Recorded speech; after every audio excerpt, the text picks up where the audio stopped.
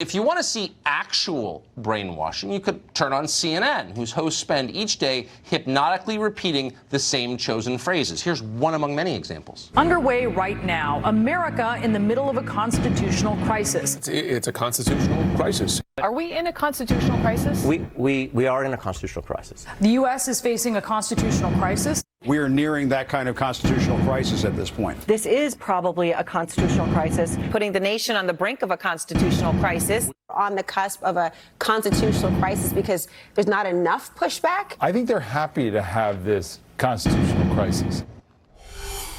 So what is it? All with us now. It's a constitutional crisis. Scott Adams created Dilbert. He's the author of the book Loser Think, and he joins us tonight to assess this constitutional crisis. Scott, thanks so much for coming on. So the claim, I'm just going to throw this up to you and let you hit. The claim is that this is a cult engaged in brainwashing, not what you just saw in the media, but the administration. Is it?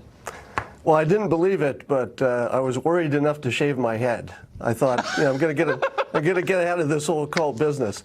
But as I understand it, one of the requirements for a cult is that you have a strong leader who's got just all kinds of power.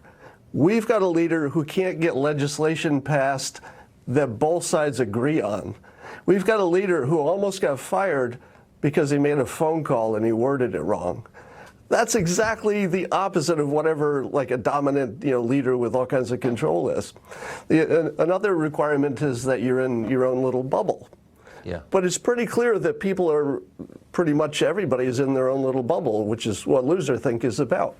And I don't think that it's one side, but it does seem that, at least the evidence is, that the conservatives at least sample the news on the other side. So at least they have a sense of what the other side is saying. Yes. But when I talk to people on the left, they don't have a sense of what the other argument is. And that's a real problem. And I think and that's a really good, and that is a hallmark. I think we didn't even need a cult expert on to explain it. That is a hallmark of a religious movement where the other side isn't even allowed.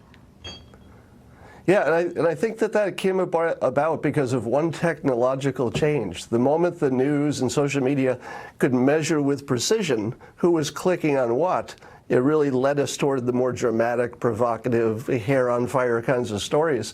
So the same kinds of stories that before we might have said, well, you got that opinion, I got this one, neither of us care too much. Suddenly we care about all kinds of stuff, and most of it isn't even real. I mean, I've been spending the last 2 years caring about things that eventually get debunked. Like the impeachment thing's going to fizzle out any day now. So I'm kind of exhausted from caring, but not much of it is real. I wonder, will there come a point? I mean, it does seem like this is yet another example of the left accusing the other side of doing what they are doing. So what you're suggesting is that actually there's a pretty vibrant cult flourishing on the left right now. Yeah, I think everybody's in their own little bubble. And I think that the group that's out of power has it the worst. Because if you're a Trump supporter, you can look at things he's done and say, hey, here's some things he's done. But if you're anti-Trump, you kind of have to make stuff up. And that's what we've seen for a few years. It's like, well, we think he's worshiping Satan. We don't have the evidence yet. Because, they like to tell you it's on the way. Any moment now, we're going to have that. Let me just say this, Scott. If true, that Satan worship will be a bombshell, indeed, possibly a constitutional crisis. That's what I'm thinking. Great. The great Scott Adams. Great to have you on tonight. Thank you.